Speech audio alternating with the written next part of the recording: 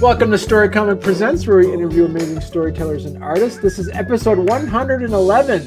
I am your host, Barney Smith of StoryComic.com, and we're excited to have back with us the acclaimed and celebrated writer of comics and fiction prose, Stephanie Nita Pizzarillos. Thank you, Barney. Stephanie, it's so great to have you back. I'm very excited to be back. Yeah, I mean, we were checking email, and you've been an amazing advocate and supporter of Story Comic. By the way, you would like say, "Hey, you got to hear somebody else." I honestly think maybe about 10 or so guests I've interviewed. You said you need to talk to this person. So I have more. I love sharing the love. So yeah. My pleasure. So many great artists out there and creators, and you're such a great host.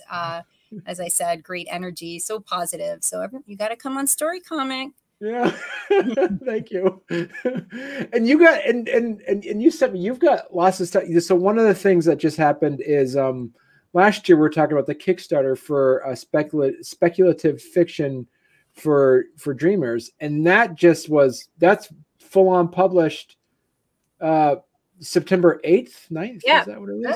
September 8th. Yes. Okay. All right. Published September 8th. Mm-hmm. And now that's available wide release. People can just ask for it at their local library, according to your YouTube page. I did a little hunt, so you can go to my website, and if there's a digital imprint of you carrying that book, I list you as a bookstore, and I give you a little shout out, as well as the libraries throughout the country. Right. So I think what's important to remember with this book is that we did the Kickstarter to pay the creators, or the editors did the Kickstarter to pay the creators. It was already going to be published with Ohio State University Press, but a Kickstarter was always part of its model. And this is where you can have Matt back on the show, and he could talk more about that. So it was wonderful that we reached the goal that we could actually, as writers and illustrators, get paid for the stories, but also as a way of doing pre-orders and getting the name out there. So yeah, available. I'm so excited for New York City, besides my local pharmacy, Ivan's Pharmacy, stocking it and selling out, and I had to replenish him. Forbidden Planet sells it. And I took my family. We're like, we're going to Forbidden Planet tomorrow. I'm getting a picture. Yes, to comic book store, carrying my prose, and not Strand next door. We love you, Strand. You could still order it. But I took a lot of pride that that Forbidden Planet carries it as well. And then the New York Public Library too ordered 15 copies on top of the many local indie bookstores and online retailers. That's amazing. And it's out already. Is there, and this is not necessarily, but kind of a sequel to Latinx Rising. Right. Again, not to speak for the editors, but it is a follow-up to the Latinx Rising that was also republished by Ohio State. I think it was Wings Press was the first publisher. Don't quote me. And then it was republished with a new cover by Ohio State. And that one was adult science fiction and fantasy stories, but by a lot of acclaimed and well-known authors. And this one is young adult speculative fiction. And I think how Matt and team, Matt Goodwin, I'm totally blanking and I should not, Sarah Watt, Rafael Garcia, and Alex Hernandez, those were the three editors with the preface from Professor Latinx, Frederick Luis Aldama. How they said it is the speculative fiction of dreamers is like a large extended family of writers. But yeah, the first young adult Latinx speculative fiction anthology. And for those that aren't familiar with the term Latinx, it's a more gender inclusive term of Latino or Latina. And people should use the term that they feel most comfortable with. Latino, Latina, Latinx, Latine. It's a big discussion. Not everyone embraces that for their own reasons. And sometimes it's just this concept of, rejecting Latinidad, that it erases Black and Indigenous identities. So it's very complex a label, but one that's used in love and in solidarity with our commonalities. Right. And it's almost also like a gender neutral term as well. Yes, right? right, exactly. Instead of the masculine Latino, I think how Latinx Rising first published was the Latin with the at sign, right, as an O and an A, and then our conversations continued as a society, and recognized that maybe an X, or some people use an E to be more close to the Spanish language, because then it becomes discussions on, are we modifying language? Oh, but language is something that's meant to evolve. So some people use the E. And I'm not a scholar on that, but that's my understanding of these complex terms. But sometimes, even for me, when I first saw the term, it was social media. And I saw an agent was looking for Latinx work. And I was like, what is that? And I had to look it up and understand its origins. Right. Comical Food says, Stephanie. Christian, hi. Oh, okay.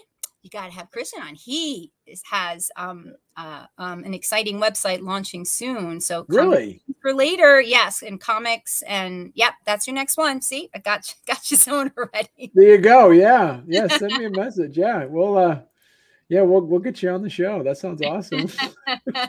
See, pay attention. Come talk to us. You never know. I know. Man, great comic. And so with that there, and now the Publishers Weekly had singled out the speculative fiction for dreamers as well. Yeah, we got a starred review, which again I had to look up. So like, what does that mean? But it's a very honorable review in Publishers Weekly, and I was very fortunate that my story actually also got singled out. I don't have the exact wording in here, but 38 masterful stories, as in Jean by Stephanie. Well, they forgot my first name, Nina Pizzarillos. That's okay.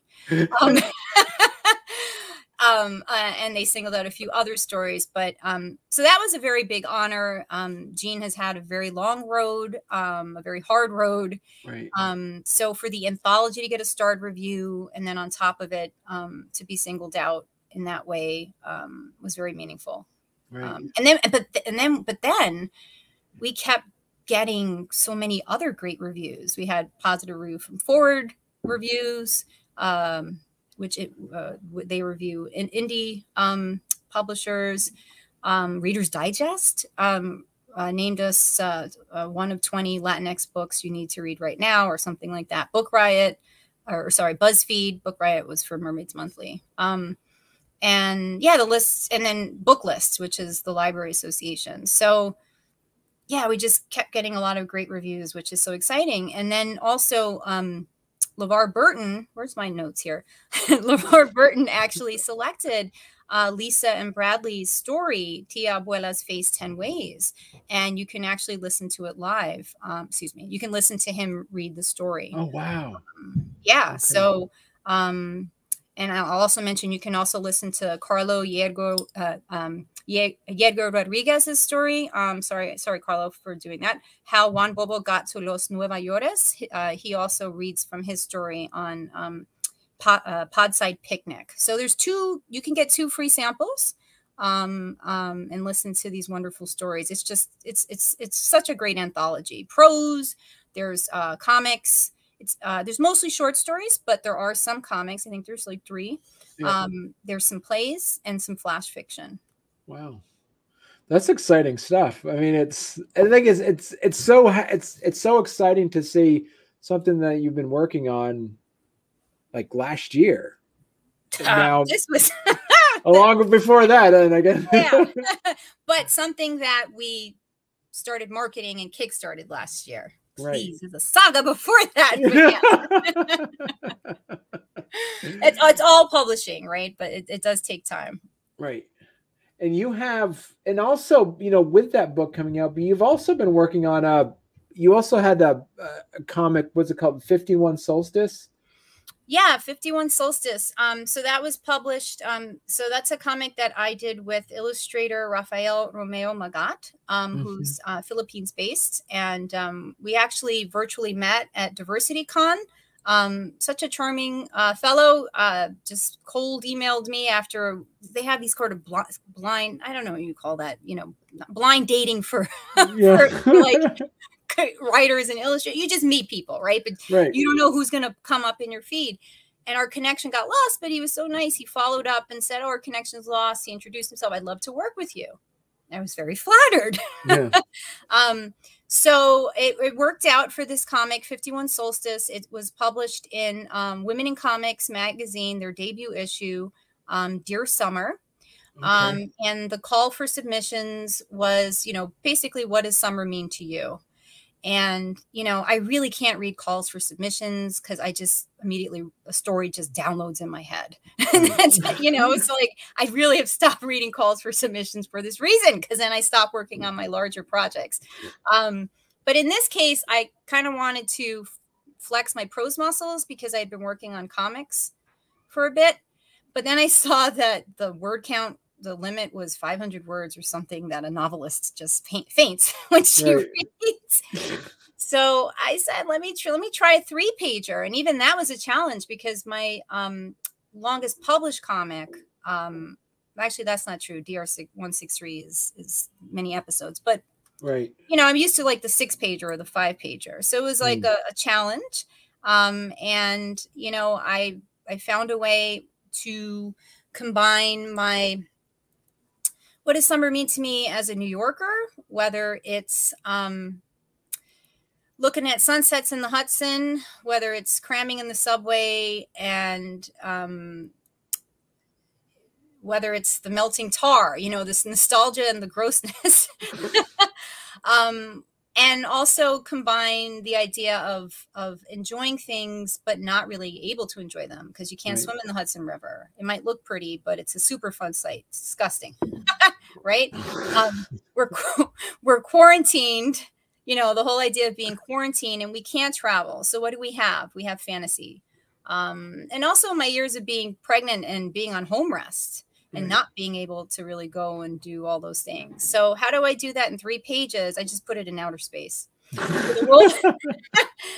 And the role of fantasy. So everything takes place on a space station, but I fed Raphael images of New York City summers, and definitely you need to have him on the show. He actually won. Oh, darn, I was supposed to look this up. He actually won the Warner Brothers, some of the Harley Quinn poster contests for Warner Brothers. I'm sorry, Raphael, I don't think you're on because there's a big time difference in the Philippines, but he does amazing work. He does a lot of space stuff, which worked out for this. And he just really knocked it out of the park. And I'll be quiet so you can actually ask me a question, because I can go on about how amazing it was to work with him and the beautiful art that he did. So, in that book is that's available now on Comixology, correct? Correct. Okay. Comixology. You can go to Global Comics. You can actually also order it directly from their website, Women in Comics, as a PDF. Okay. They're a great group. What I really love too about this issue, it has, besides the wonderful comics of summertime, I really loved Dr. Mitchell, the editor's letter to the editor. And it was so heartfelt. It was so New York love. And it included motherhood and what being a foster mother is to her, and what the quarantine has done with the rise of abuse cases in children. And I mean, it's just part of the reason why I love being part of this group that includes issues like that, not hiding motherhood. That's part of who we are. We're comic creators, but we also can be, not always, but some of us are, and we embrace that. So it really meant a lot to see that in a comic anthology, that kind of letter, and, not hiding it. How do you feel? Because a lot of your prose, there's definitely a sense of science fiction about some of the stuff that you put out. Do you feel it's easier to tell something, as you said, complicated through that lens, or is it you feel as though it adds to it or takes away from the message that you're writing about? It's interesting because it wasn't until Gene and the Wormholes, and then Andromeda with Seth Martell, and then later 51 Solstice, I was never able to write or imagine science fiction. Like, okay. I started years ago in my 20s. Oh, if I'm going to do this writing thing, I tried to write science fiction, and it just didn't work. So what I did was write literary fiction. literary fiction that includes a lot of family history as a seed and then fictionalizing it, right? But I'm a big sci-fi nerd, or I have a big imagination or something, right? And I think I'm just able to find a bridge or maybe over the years of writing characters that love sci-fi, inhabit that. Comics actually then gave me permission, or maybe it was just the years of having practice writing, but it wasn't until comics that I was finally able to do something science fiction. And when I saw the Women in Comics call for submissions and I couldn't do the prose and I did the comic, I still did the prose after. And it's a story. It's just 3,000 words. I'm still picking at it, but I'm very proud of it because I really think it took me 15 years to actually get in that mindset. So it's hard to answer that because I guess I would say it was harder. I find literary fiction much easier. Also, there's so much world building I feel that you have to, dive into in science fiction. I mean, we could say the same for historical fiction, but it's just a different type of creative sphere. So I'm at this different, this crossroads now where I'm kind of entered the science fiction realm. Or I will say, and this is where Gene too has helped out, and the work with editors like Matt, and just reading his book, which came out too, The Latinx Files, Matt Goodwin, Race, Migration, and Space Aliens. Yeah, you know what? Hey, you know what? You should book him for that book. That'd be good too. Yeah, I'll get back on. Yeah. Yeah. He just released. Reading that and understanding, and even in the query process, I went through that. What's normal to me and my Nuyorican side of my family life is not normal to you. So I guess I live a speculative life, right? I have a grandmother that did misas. She practiced espiritismo, seances. She saw dead people. That's normal. The fact that my aunt's ex-husband's haunting her, that's normal, right? I don't see that, but that's normal to them. And it wasn't until I started reading academic books about how, like Matt's, to understand that, well, this is why we might find a home in sci-fi, because we're otherized. So it's an interesting time for my writing because my comics are now nurturing, I think, my prose and helping me do things that I wasn't able to do before. Right. And is there something specific about comics that kind of sparks that sci-fi as compared to, say, doing writing a screenplay or writing a play or as you say, writing longer prose? I think part of it is just reading comics, which really I took a long break. Right. I stopped reading comics for a very long time, but I think being saturated in mostly the sci-fi, the mutants, the fantastical of comics, right. I think just that in itself makes it easier, where I wasn't a big sci-fi reader. It was more right. literary fiction, right? So this is where you must read, right? If you want to become better in your craft. So I definitely think that has a lot to do with it. I think that visually it just comes easier to me, sci-fi and comics, and we talked about this in the last show. I don't have the burden of having to build everything on my own, right? I have the beauty of an illustrator, perhaps a colorist, perhaps a letterer, perhaps an editor. You have a whole team that can help build that world with you. And so I think in that way, it could be a bit easier. Right. So we'll talk about a couple of the other things, but do you have? I'll ask you, okay, I have a question, but it should be a follow up to my next question. So Marty, you're acting like me now. I know. You also are working on when we talked about this earlier in the year when you were on, that you had DR163, your webtoon that you're working with your friend Aaron Guzman. My cousin, not my your cousin. Fight That's with right. Aaron. All right. My cousin, not my friend. And so talk to us a bit about that, how that is, here it is. I have the page already pulled up for us here. So this is, I was going through this. This is amazing. This is an amazing storyline that you have about a doctor and and there is a sci-fi piece to it as well in this. Definitely. And we brushed about it. Do you want to talk more about it for maybe our newer viewers and listeners? So DR163 follows a long lost graffiti artist and a trauma surgeon, where in the magic of their hands turn them into midnight vigilantes. So basically the story explores, it's really a play on both graffiti and medical culture and some of the shared terminology that they have. Where let's say, bombing as in war, bombing can mean, you bombed up a subway card, you put like graffiti on it, right? Pieces, the works of art.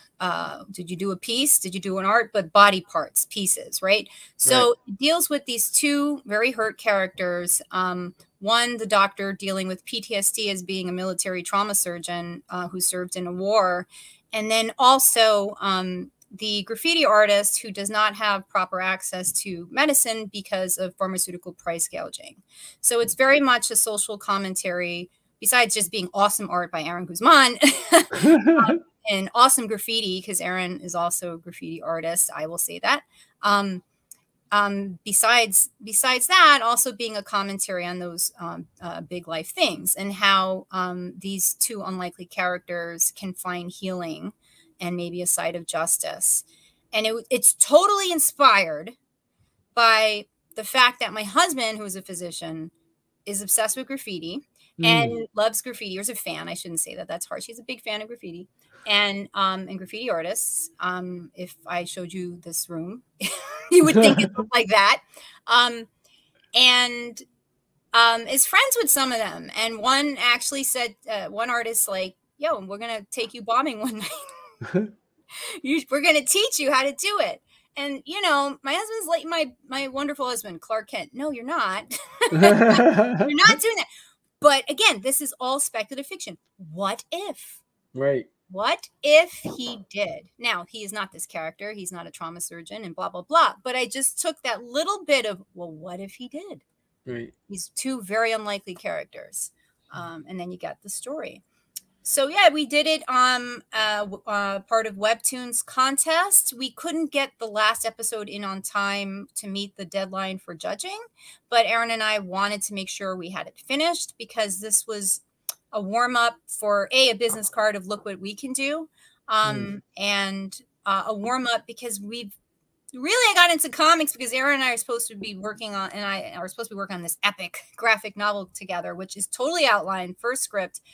But Aaron, being very wise, said, let's do our own things, build up to that, get some experience, and then start working on it. And that's part of what DR163 is. But I delivered script for episode 1 of season 2. And looks like we're going to actually kickstart that for print as soon as he's finished with his mini comic bundles. So right here you have episodes 1 through 4. So, so these are you're kind of like, as you say, you're kind of like creating this as like a television setup. So you have different episodes, and then how big is the season going to be? Yeah. So this one, the second one, and I'll make a note on vertical scrolling. So the second one will probably be 3 episodes as well. Okay. Actually, wait, I should clarify. We would probably call them issues because Aaron and I are still talking about this. It's going to be print. So those would probably, it's going to be print. It'd follow more of the standard comic book, issue 1, issue 2, issue 3, or I don't know if we would call it issue 5, 6, and 7. I don't know, Barney. We got to work that out. But, but the idea is we kind of want print, we kind of want something we can touch for this. I'm open, if we're doing 3 seasons at least, to having different formats for each. Although what do you do beyond digital and paper? Maybe there'll be some cool new thing invented. Maybe we have holograms by then. But I have to say I'm going to have a hard time giving up the vertical scrolling for DR163 because I loved it. Right. I'm not a digital comics person at all. Like, I'll support it. I'm in digital anthologies. I will force myself to open up PDFs and read for pleasure, but I'm so much of a paper person. But vertical scrolling is totally different because to me, it follows the addictive path of social media. Right. Yeah. And it's just so fun. I found it to be so much fun to write for, because it's just, if you go through Webtoons, and this is how I modeled mine off of, it's just an eye tease. It's an eye tease of what's next, and dripping of one panel into the next. And your senses are not looking at a page layout, and you're kind of hit with kind of everything, your eye kind of catches what's going to happen next. Whereas this is just the slow reveal.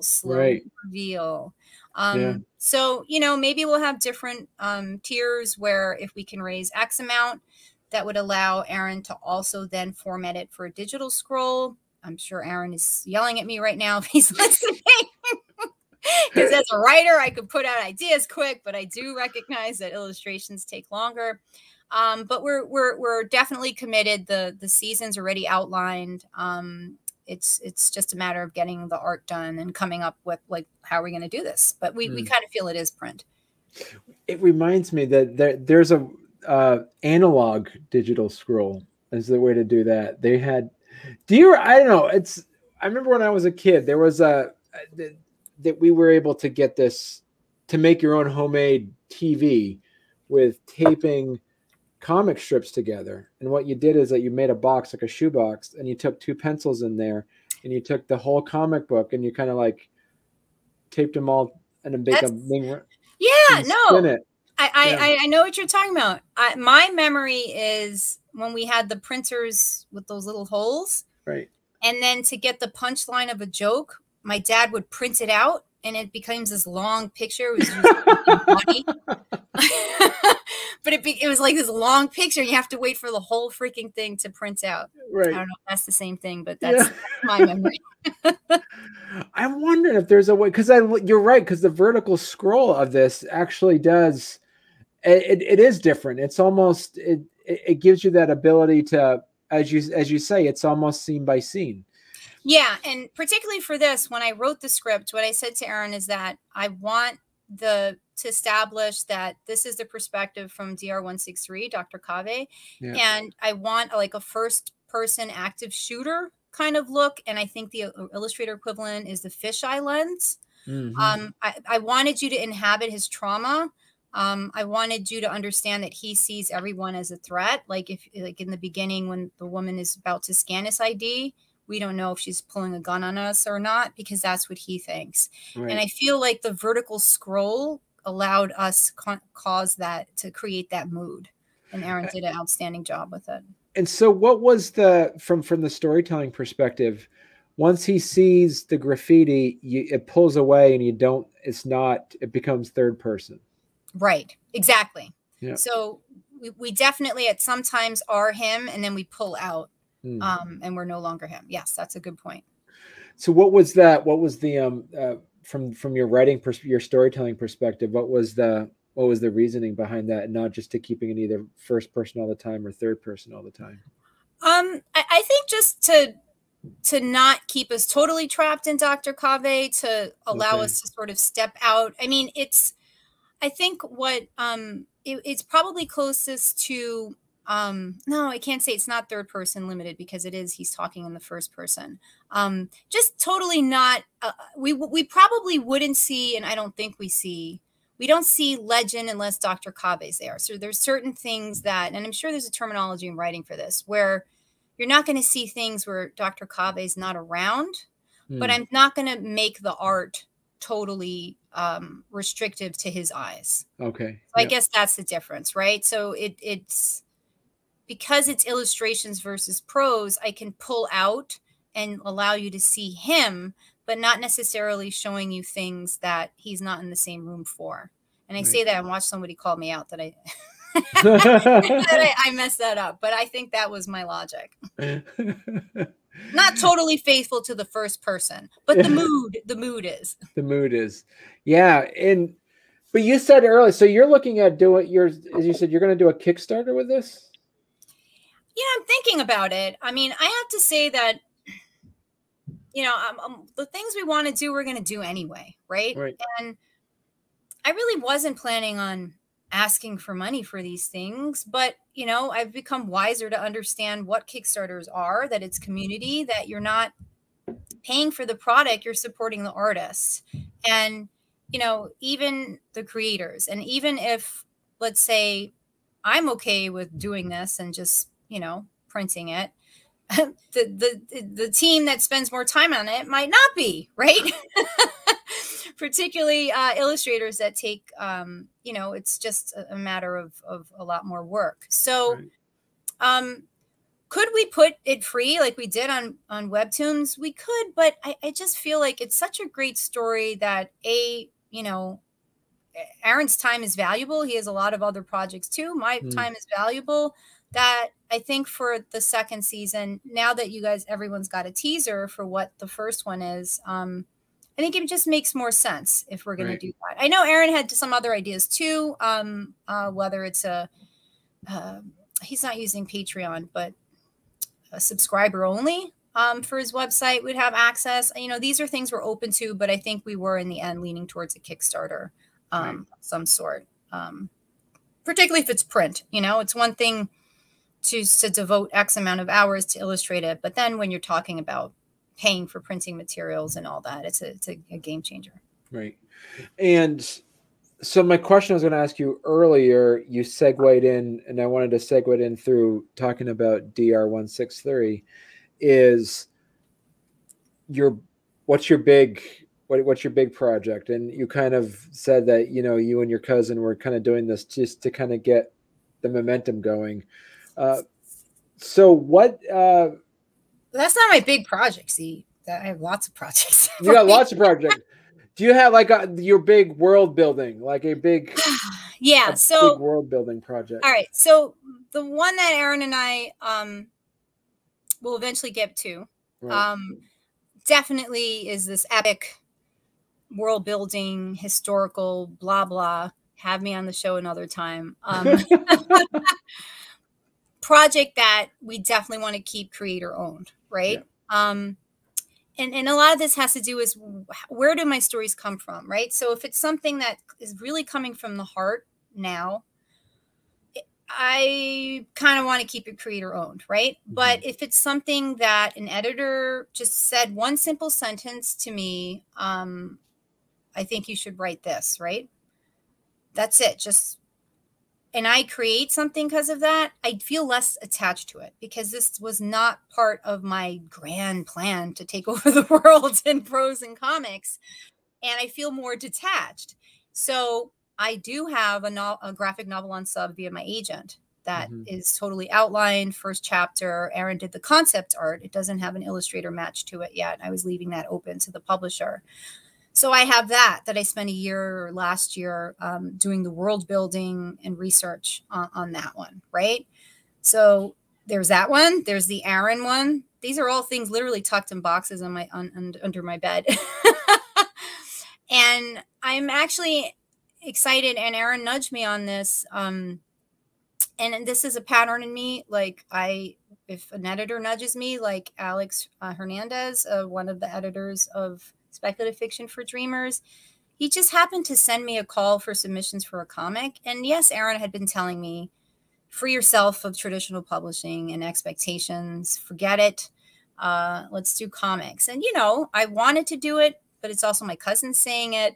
But it took then another nudge from Alex sending me just this simple, and he was a big fan of Jean in the anthology. And I was like, yeah, I should do comics. And that kind of snowballed, all these ideas. So all the comics. And it actually, I was like, you know what? I am going to submit something. I am going to actually write a script for Aaron, who at that point had just been interpreting my prose. And that's probably why we didn't go as far, because it's a different art to interpret someone's prose and put it to comics. That's totally putting a lot of the work on Aaron. So Aaron, really, it's like, you need to do an anthology with your collected works, graphic prose, prose and comics. Hmm. So on top of all of this other stuff, and this is kind of the benefit of being a writer, I can deliver a script and then move to the next thing while the illustrator does it. Yeah, I'm excited. I'm working on an anthology that I am going to kickstart that does have a collection of my works. And it's titled Event Horizon, Stories of No Turning Back. Okay. And yes, its theme is outer space. You're going to have me back, Barney, because we got to talk about that Kickstarter and then the season 2 for DR163 and who knows what else. So I guess my question to you with this, as you're talking about, is like, where do you see the community of these independent creators? Where do you see this? Where do you see the direction going for the community of comic creators and like the groups you're part of? Their futures? I mean, I have my foot in so many different communities, but I think that Kickstarter and creator own is just going to keep getting stronger and stronger, particularly for marginalized voices, for BIPOC creators, where it's harder to get your foot in the door of traditional publishing. So I think you're going to probably see a lot of people, and you've seen this even with traditional publishers, are starting to use Kickstarter. Right. The smaller indie presses are kind of catching on that you can do pre-orders, you can create a market, et cetera, et cetera. So, I definitely think that we'll find more of us there. And yeah, beyond that, I have no idea. It looks like we don't have paper to print anymore in the world, or whatever's going on in the supply chain. It's so hard to predict. It's so hard to predict. And do you see, like, for instance, you're part of you're on the board of the reviewing submissions for Graphic Mundi. You're also a volunteer panel reviewer submissions on Comics Experience. Do you see a lot, as you said, these smaller ones that are more nation specific publishing groups or advocacy publishing groups kind of popping up? And is it, what would be your suggestion? What would be your suggestion to writers or creators to how to kind of get above the noise? Because it's everybody is able to make something now. Yeah. So, the first thing is, you got to be yourself, right? And you got to be sincere, right? We talked about this, about social marketing. Yeah. And Gamal Hennessy actually had a great interview with writer Rich Durick. Forgive me if I mispronounce his name. And this question just came up. How do you not come across as the salesperson constantly and have genuine relationships? My case is so, knock on wood, wildly different in that editors sought me out, right. Or illustrators sought me out, and everything I submit is accepted. Now, I know for anyone rolling your eyes, that's not my life with prose. I've had over 10 years of rejection and 2 novels with prose. So as you roll your eyes, that's not my exact experience. But in that sense, I know that's a little different, right? But how did editors find me? Be part of community groups. The Comics Experience is how I met Seth. And so you're part of a group, but then be bold enough to ask people, right? Maybe you won't ask, forgive my dated, okay, I'll say Jim Lee, but let's also use Afua Richardson, for a contemporary. Maybe you might not ask someone as established as that, but someone that's kind of starting out as you, or maybe someone you admire, and see if they're up to working with you, right? So find community, don't be afraid to ask. But before that, and, Seth says that, be yourself and be nice, because, Seth didn't ask to work with me only just out of the blue. He saw how I interacted in the forum, that I wasn't, a little loony, that I was very positive. That's important. You got to know who you're working with. Energetic maybe, but not dangerous. Positive energy. And then I, in turn, saw Seth's artwork. I saw that he had women of color in many of his illustrations, and that they were done with love and sensitivity. So if you just kind of put yourself out there and be yourself I'm not saying put everything out for free, but just find your community. You never know who's watching.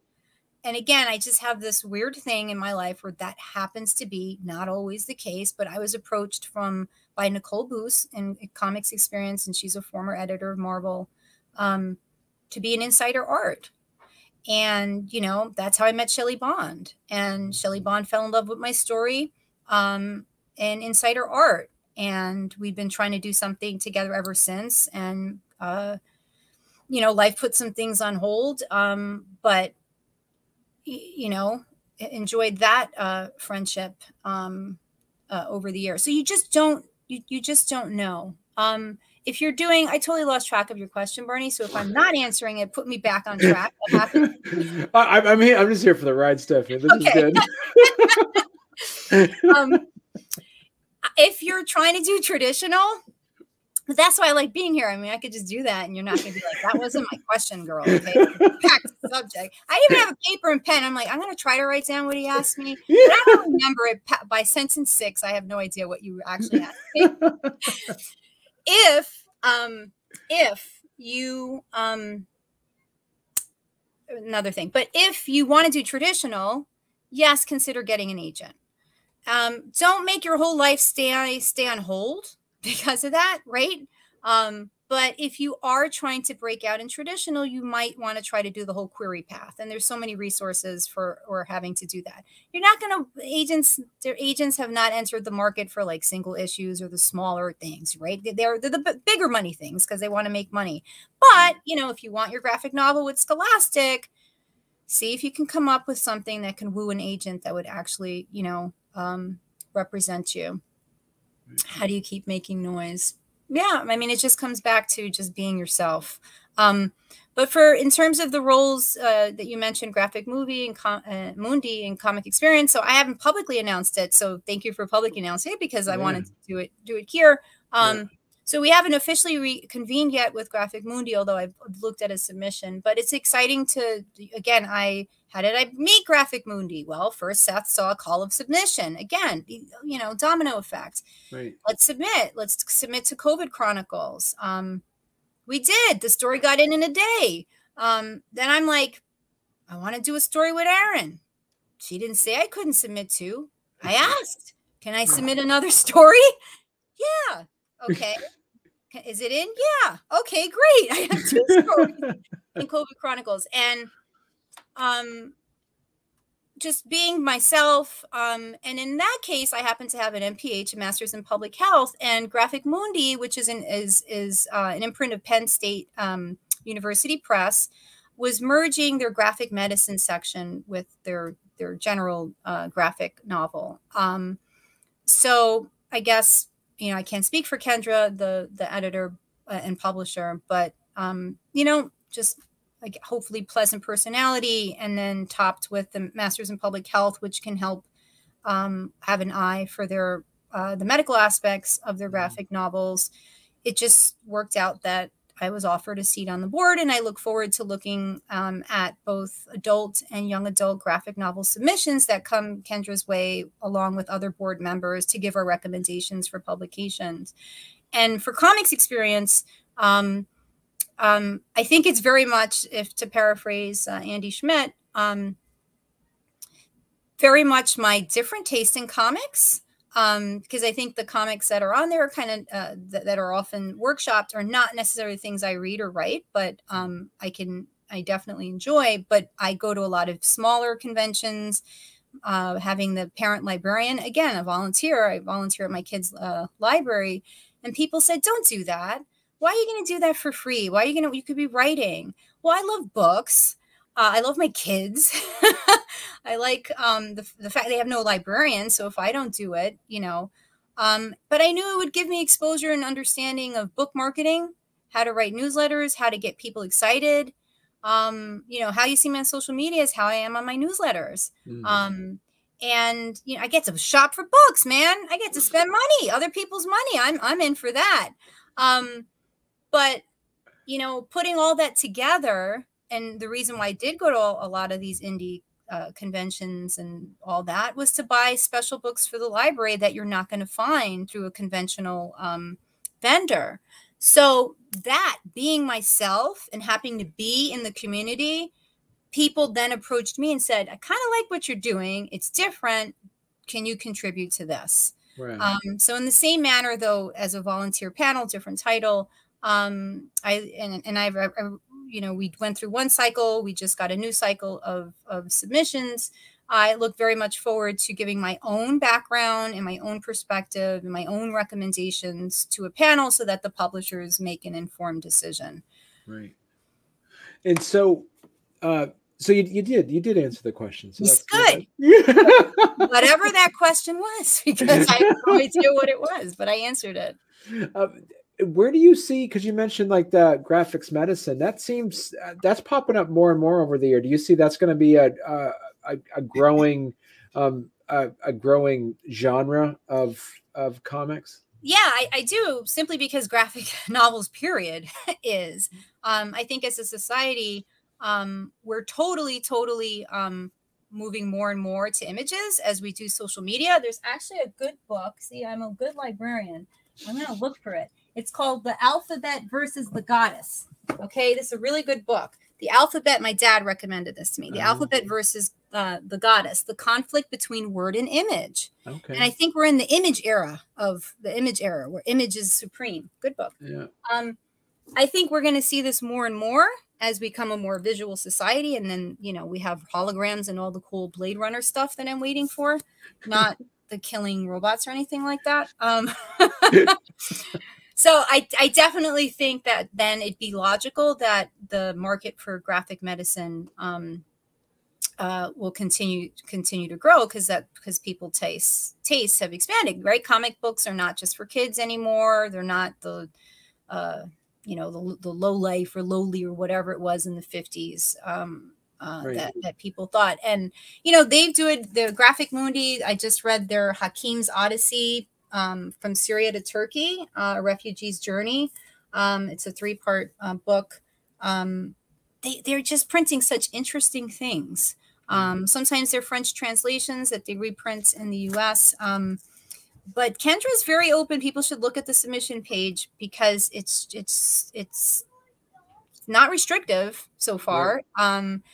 And they've gotten a lot of attention for some of the books that they've put out so far. Like you mentioned, as you mentioned a couple of times earlier, is the call for submissions. We might have some writers or artists listening. It's like, well, where do I find these calls of submissions? Is there a central source, or is there a place? Where would be your recommendation to say for have people to find these call of submissions? So find your community, right? Your community forum, whether it's Comics Experience, whether it's Kids Comics Unite, a literary agent, Jana. Oh, Jana, I'm messing up your last name. M. Yep, there. Okay, maybe Christian can help me remember what Jana's last name is. But Kids Comics Unite is another group. There's so many women in comics. Just find your thing, right? Find what works for you. Gamal Hennessy has the Comic Publishing Institute, more of the legal side. And there's usually forums within that. Like Comics Experience, for example, that's where Seth found, you know, there's usually 1 or 2 members that's their thing. They like putting, you know, hey, this submission. So sometimes there are people doing the work for you if you happen to be part of that community. Right. Some of them are free, some of them are not. And if that doesn't work for you, man, go on social media, Twitter. Thank you, Jana Morishima, I think is how you say your last name. Hi, Jana. Yeah, Patrick's also, yeah. Oh, Patrick, you're here. Yeah, Patrick. You gotta have Patrick on. We can talk. We do. I got him scheduled, I think, for February, right, Patrick? I think. Okay, cool. Yeah. Oh, I look forward to that. See, Barney, what was the question, man? Find your community. Yeah. So, social media, Twitter. People are always posting on Twitter. Call for submissions. So, okay, how do you find those? Start following comic writers and illustrators and editors, and the ball will just keep rolling on those things. Right. Yeah. Patrick says community. There you go. Thank you. You could have saved me a lot of time, Patrick. I was just typing that earlier. So Stephanie, we're knocking on the hour mark here. So what is So where can people find you? They can go. It's your. Is it your main website? Stephanie Nina Pizzarillos, right? But if that's too long, I'm the Nina Galaxy on that linked tree thing, whatever that thing is that Seth told me to. You know what I'm talking about. The Nina Galaxy. I'm the Nina Galaxy, or as Patrick says, then in a galaxy until we my middle name Nina. On Instagram, the Nina Galaxy. Oh, Barney, I usually have a little card with this written so that I could show you. See, I didn't come totally prepared. And Twitter, I'm actually Zoe Health, ZOE Health. And that's when I opened a Twitter account because I thought I was going to use it for my public health consulting. Right. And instead, I decided it's better to be a writer and a comic book head and a librarian and all those fun things. But yes, I'm very active in social media. Right. Perfect. Well, once again, Stephanie, you got to come back on. You got to come back on and promote your next books. Look at that. Yes. And once again, thank you so much, Stephanie. This has been it's a genuine pleasure spending the hour with you, and look forward to talking to you again. Definitely, Barney. Thank you. You're welcome.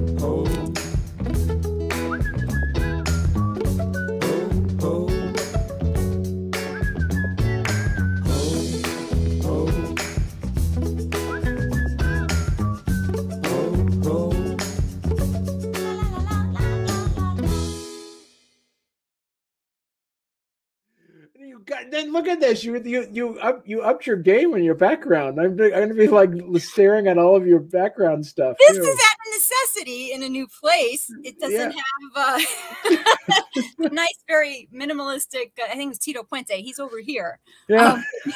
You don't have to see my whole life crammed in my childhood bedroom. Yeah. But something different. Maybe I'll be in a different room next time. Yeah, and is that a classic X-Men above you? Yeah. So X-Men classic, right? Yeah, Dark Phoenix Saga.